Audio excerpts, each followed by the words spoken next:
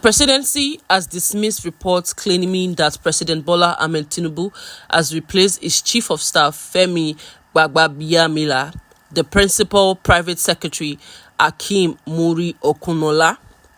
The denial was issued on Thursday by the special advisor to the president on information and strategy, Bayo Onanuga, following the circulation of unverified claims on social media.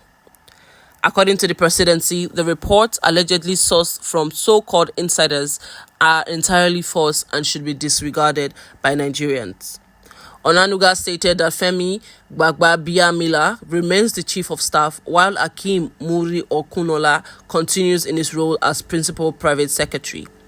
He described the viral claim as a fabrication of purveyors of fake news aimed at creating disharmony within the government.